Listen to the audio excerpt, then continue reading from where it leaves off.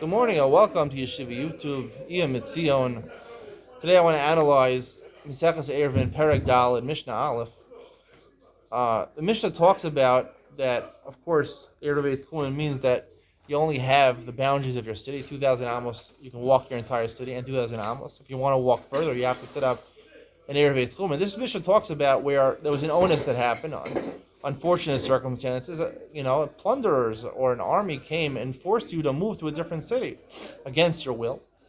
Now you're in a different city, or they took you to a jail, or they took you to an animal pen, or they took you to a boat, a place where it has set boundaries. A jail would have four walls, a boat would have four walls. Our new city is have the city limits. Are you allowed to walk? Are you allowed to walk the entire city? Are you confined to the Dalit Amos where the army left you off? So according to Rabbi Gamliel and Azariah, you get the entire city to walk. According to Rabbi Akiva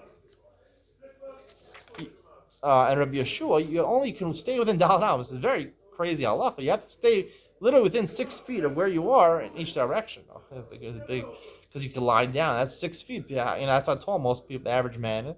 You can lie down on the floor. So you should be doing the rest of the Shabbat lying down. That's all you're allowed to do. Now, I don't know whether this is Darabanan or Daraisa, according to Rabbi Akiva and Rabbi Yeshua.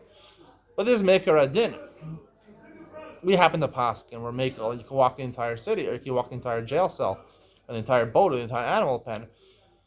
What's the machlokes between Yeshua and Rabbi Akiva against Rabbi Lezer and Ben Azariah and Rabbi Gamliel? So the answer, I think, is like this: we talked about the concept of tchumen. Tchumen basically means that when I'm encamped at a city, wherever city I'm in at Ben Hashmashos on Friday night, at Ben Hashmashos, that determines my shvisa. That determines where I'm staying for Shabbos.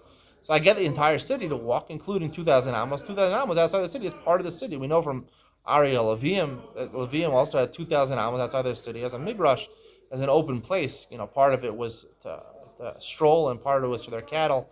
2,000 amos outside the city limits is considered part of the city. Now, the idea of tchumen is that you can't go out of the city limits. So, what is the idea when I'm in one city, right? What is the pshat? What is the explanation? What is shvisa?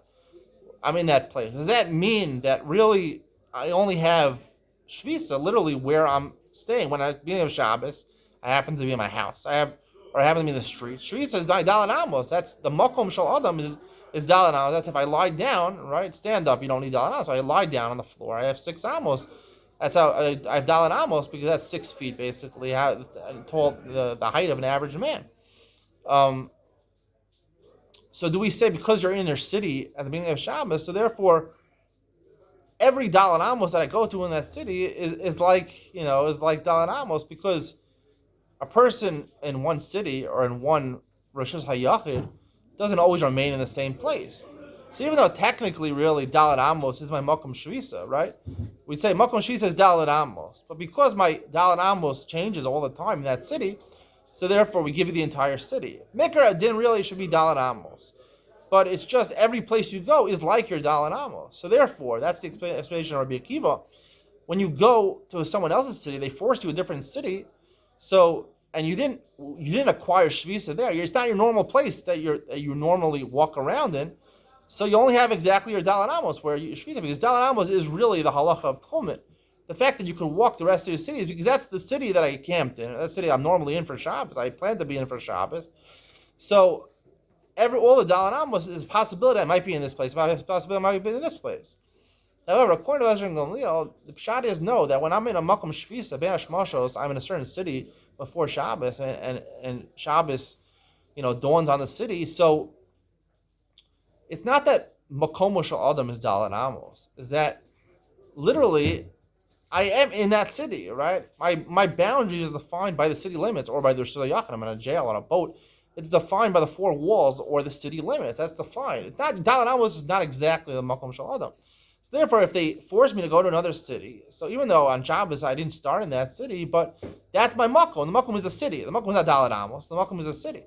So therefore, if they force me to go to a different city, the makom is that city, because it's well-defined boundaries of the city. Every city has its city limits, its boundaries. Every Rosh Hayachid has its boundaries. A jail, even is a big jail cell. a big jail building, it's still a Rosh Hashanah, one building. So therefore, that's considered to be my makom. So it's a fundamental machlokas. What inherently is the makom of Adam? Is inherently the makom of Adam Dalet Amos? Inherently, the makom of a person is the building is in or the city limits, and that's the nafkamina. When you go and you're forced to go to a different place in the middle of Shabbos, can you walk the entire city, or can you only stay within your Dalet Amos? Hope you enjoyed today's share. See you in the next one.